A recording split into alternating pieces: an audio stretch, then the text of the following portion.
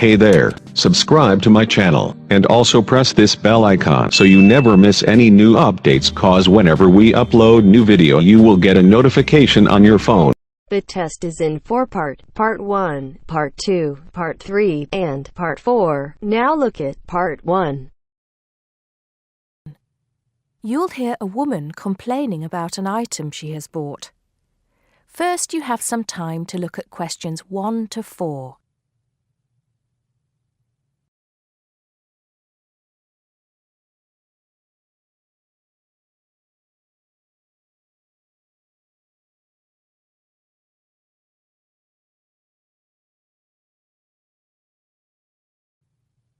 Now we shall begin. You should answer the questions as you listen, because you will not hear the recording a second time. Listen carefully and answer questions 1 to 4. Smart Electricals, Mike speaking. How may I help you today? Good morning. I'm calling to complain about an item I recently purchased from your company. I'm not happy with it. Oh, I'm really sorry to hear that. I'll take you through the company's complaints procedure. I'll need to retrieve your files from our records so that we can discuss the problem properly and find a solution. I'll need to take some details from you first. Is that okay? Okay, but I don't have a lot of time. Will it take long? Not long, madam. Can I first take your name?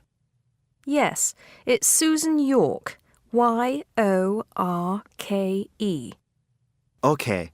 Can I have the address, please? Yes, it's Flat 1, 25 Alpine Avenue. That's A-L-P-I-N-E Avenue, Harchester. The postcode is HA6 5LD. Okay. Next. Could you give me your telephone number? Preferably one that we can call you on during normal working hours. Well, the home one is 01734 525 268. But you're only likely to catch me on that number in the evenings. I usually have my mobile phone with me during the day, though. It's probably best to take that number then. All right. My mobile number is 0781 233 452. And do you have the order reference number on you, by any chance? Well, I have the receipt that the camera came with in front of me. Ah, good. Which number is it? It's a bit confusing. It should be the 7-digit number on the top left corner of your invoice. Let me have a look. I need my glasses. Found it. It's DMX8443. Thanks. Now, when did you purchase the item? Well, the camera was delivered last Monday, on the 1st of February. I ordered it online about 2 weeks before that, but I can't remember the exact date. If you have another look on the invoice receipt, the date should be there. Oh, yes. Here it is. January the 15th. Okay, I'll make a note of that. So, the item is a digital camera? Yes, it's the Aqua PowerShot model in silver. Thank you. Did you take out any kind of insurance when you bought it? Well, no, it was on special offer. I didn't need to pay any extra for the insurance because it came with a special 4-star policy. Well, it means you're fully covered for at least another 3 years. Before you hear the rest of the conversation, you have some time to look at questions 5 to 10.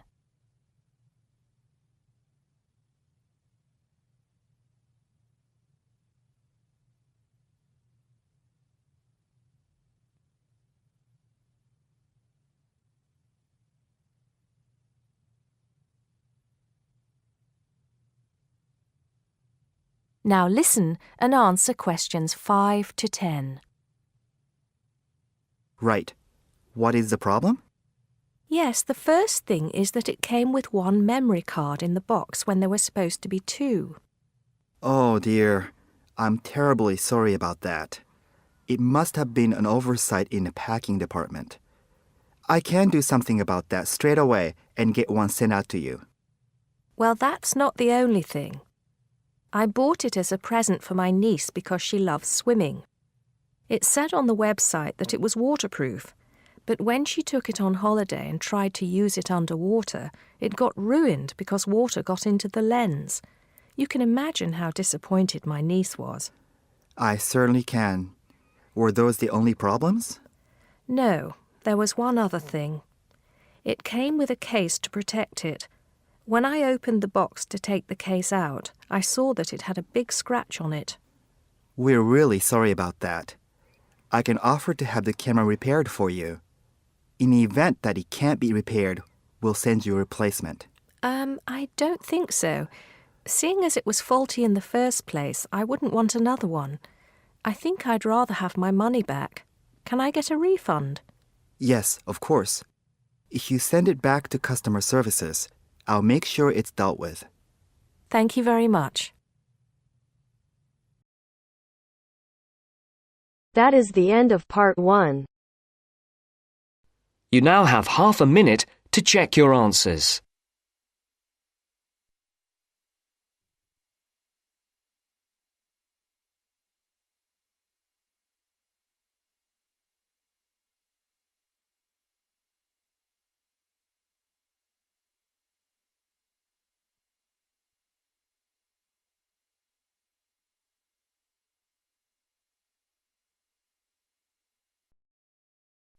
Now turns to part 2.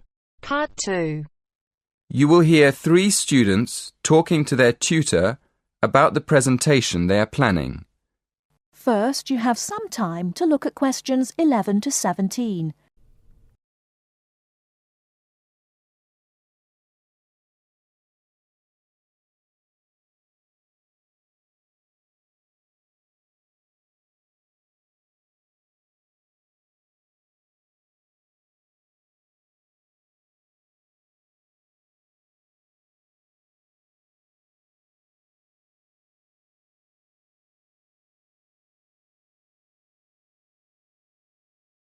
Now, listen carefully and answer questions 11 to 17.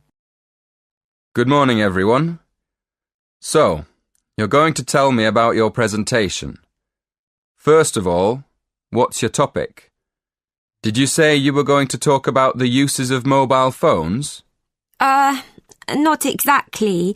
We're actually going to explain the dangers of using mobile phones. Ah, okay. That sounds interesting. What are you going to discuss exactly? Well, we've planned to divide the presentation into 3 sections. We'll have an introduction explaining why we think it's important to understand the dangers of mobiles. Then, on the second slide, we'll have a list of the different types of danger. And then on the last slide, we're going to suggest ways of staying out of danger when you use a mobile. Yes, we want to start by telling the audience that using a mobile phone can be dangerous and then go into more detail in the next part. Okay, but before you talk about the dangers of mobiles, I think you should mention the advantages. You could put that in your introduction. It balances up the argument a bit. Oh, yes. I see what you mean. Right, we'll do that. So, shall we have a look at your presentation? Did you bring it with you? I've got it here on a memory stick. Can we show you on your computer? Yes, that's fine. Let's have a look. Right.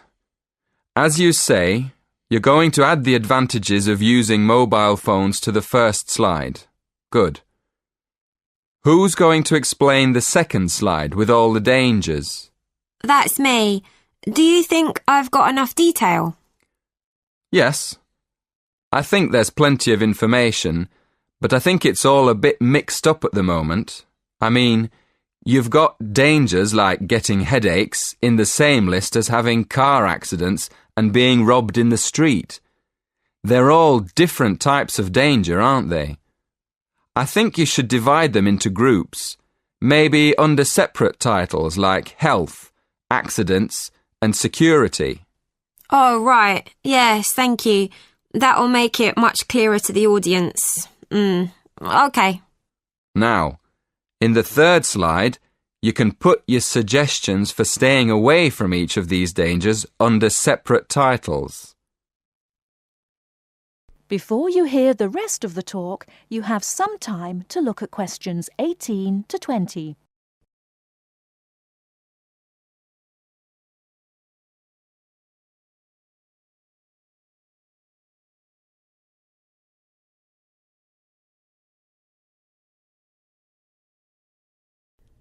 Now listen and answer questions 18 to 20. Have you got any other questions? Yes. The presentation should be for 10 minutes. Is that right? Yes, but 10 minutes in total, including 3 minutes for questions. So you'll only talk for 7 minutes. That's only 2 minutes each. We won't be able to say much in that time at all. That's why you have to plan what you're going to say carefully and make sure you only include the most important information. For instance, you won't have time to give examples, but you could put some images on your slides that show examples without spending time talking about them. Hey, that's a good idea. And the audience can look at them while we talk. And another thing, make sure all the slides have the same style. You should get together and agree on one style for the whole presentation. OK, we'll do that too. Thanks a lot for your help. That is the end of part 2. You now have half a minute to check your answers.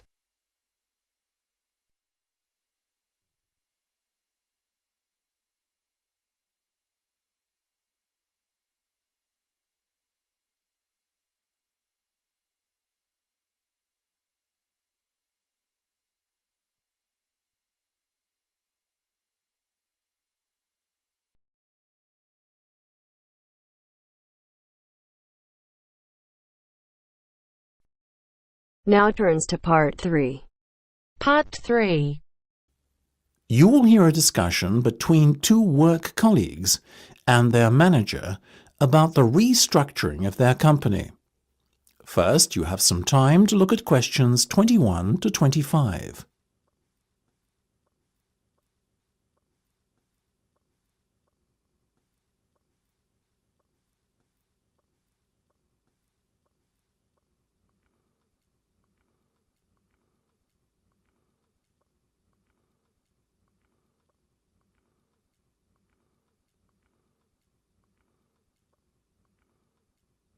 Now listen carefully and answer questions 21 to 25.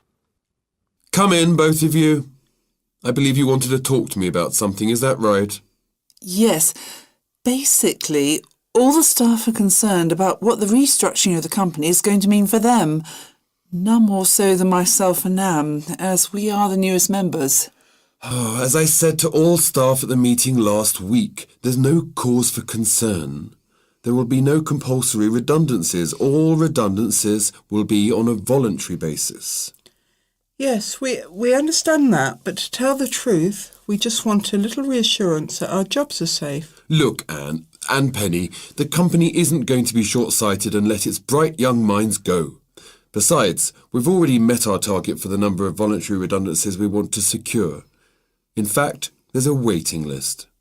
You know as well as I do that the age profile of staff at this company needs to come down. A lot of our employees are close to retirement age and are just going through the motions until they can take their pensions. That's why we decided on this redundancy initiative. We want to encourage those that would be happy to leave to do so and employ younger, more motivated staff. I guess that makes us feel a little better. But we're also worried about the upcoming salary review. What will it mean for us? Given the fact that the company's motivation for this restructuring initiative is not to cut costs, you needn't be worried that there will be a negative effect on your salaries. We are running a very profitable business and we will reward our top performers in the upcoming review. Both of you fall into that category, So you can expect a healthy bonus and salary increase. Simple as that. That's good to know.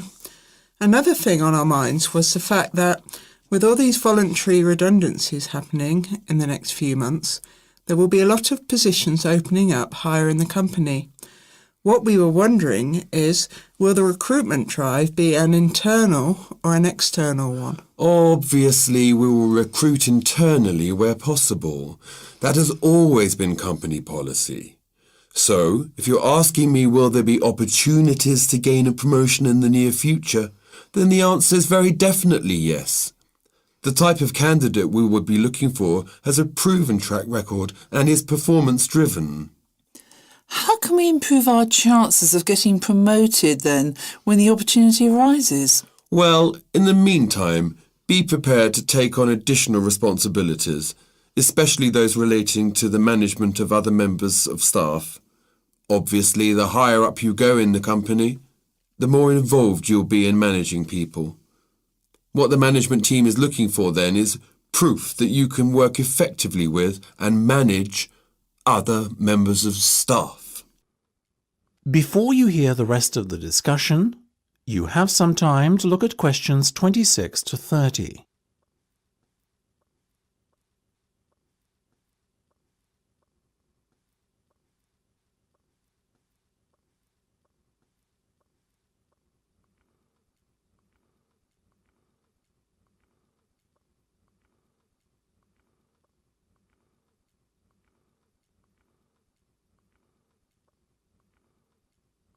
Now listen and answer questions 26 to 30. One more thing. Go on. This project you've given us to manage, is it a test of our abilities? I guess you could say it is a test of sorts, but look at it more as a chance for you to prove yourselves. Actually, now that I have you both here in private, can we talk about that a bit? Of course. OK, Penny, let's start with you. Has the timescale been agreed yet? Yes. You said we have a total of 8 weeks to bring the product to launch. So we've decided to allocate 3 weeks at the beginning to product research and prototype testing. Very good. Then after that, we are going to spend a further 3 weeks formulating our marketing strategy and doing some research and testing on a sample of the target market itself to get some feedback. And presumably the last 2 weeks will be devoted to the launch? Exactly. Now, let's talk estimated costs. Well, you've given us a total budget of £100,000. Of that, we're allocating 50% to product development and testing, a further 25% to marketing, and £25,000 will be spent on the launch. Penny, give me a breakdown of the launch costs, would you? Sure. £10,000 will be spent on hiring and decorating the venue. £10,000 will be spent on promotional work, and the remaining money will be used to pay for catering and administrative costs. I'm very happy with that, to be honest. As I said, you guys should stop worrying. You're doing a fantastic job, so keep it up.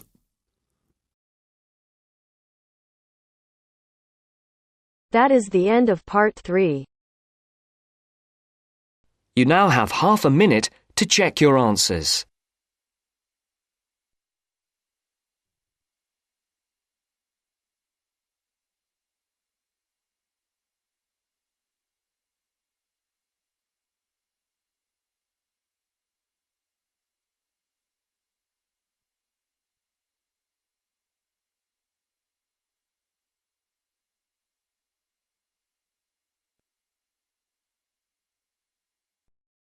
Now turns to part 4. Part 4. In this section, you'll hear a lecture on coral reef. First, you have some time to read questions 31 to 40.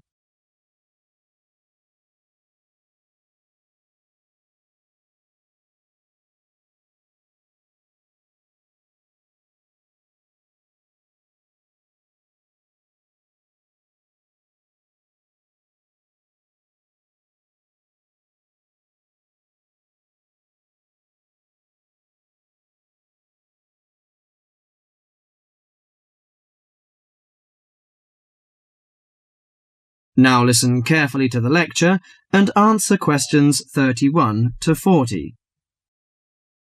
Do you fancy diving in the wonderful world of coral reefs, green sponges, colourful fish and red crabs?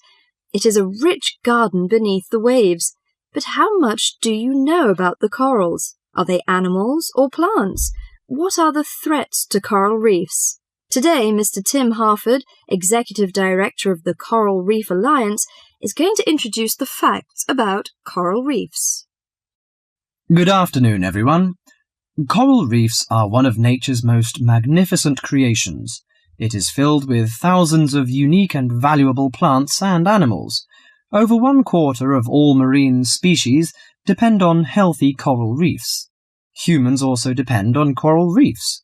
These marine ecosystems are the primary source of food and income for millions of people, a vast repository of valuable chemical compounds and medicines, and a natural wave barrier that protect beaches and coastlines from waves and storms. Coral is actually the exoskeletons of coral polyps.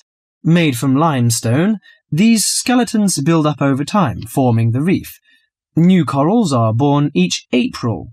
At a certain hour, on a certain night, mature corals suddenly release clouds of eggs and sperm into the sea. After the fertilized eggs take root on the seafloor, they can grow up to 15 centimeters per year. Coral reefs are present in the waters of over 100 countries. These are warm, 18 to 29 degrees centigrade, shallow, sunny regions primarily between the tropics of Cancer and Capricorn. Only clear, warm salt water can support a coral reef. And because sunlight is crucial to the reef's survival, the water must also be shallow. The algae that grow on coral provide much of the coral's food. In deeper water, algae cannot get the sunlight they need to grow. Most coral reefs are in the tropics because natural conditions there are perfect. In their modern form, coral reefs have thrived on Earth for over 50 million years. In recent years, however, more than 11% of the world's reefs have been lost, with another 16% severely damaged during the El Niño event in 1998. Up to 32% of coral reefs may be destroyed by human activities in the next 30 years if we do not take action now. Corals and coral reefs are extremely sensitive. Slight changes in the reef environment may have detrimental effects on the health of entire coral colonies. These changes may be due to a variety of factors. One of the greatest threats to coral reefs is human expansion or development. As human population increases, so does the harvest of resources from the sea. Due to overfishing, reef fish populations have been greatly decreased in some areas of the world. The removal of large numbers of reef fish has caused the coral reef ecosystems to become unbalanced. As we know, corals are also very popular as decorations. A large amount of the most healthy corals are selected by commercial collectors. They sell the corals to souvenir shops, where a large number of tourists wait to purchase them as decorations or souvenirs. Coral reefs also receive much damage from both commercial and private vessels. The leakage of fuels into the water and the occurrence of spills by large tankers are extremely damaging to local corals. Although much of the coral reef's degradation is directly blamed on human impact, there are several natural disturbances which cause significant damage to coral reefs. The most recognized of these events are hurricanes or typhoons, which bring powerful waves to the tropics. These storm waves cause large corals to break apart and scatter fragments about the reefs. Home to a diverse community of creatures, coral reefs are underwater treasure chests of colour and activity. Predators and prey swim and crawl among the coral in nature's never-ending dance of life and death. This lively, fascinating world beneath the waves is just waiting to be explored. That is the end of part 4. You now have half a minute to check your answers.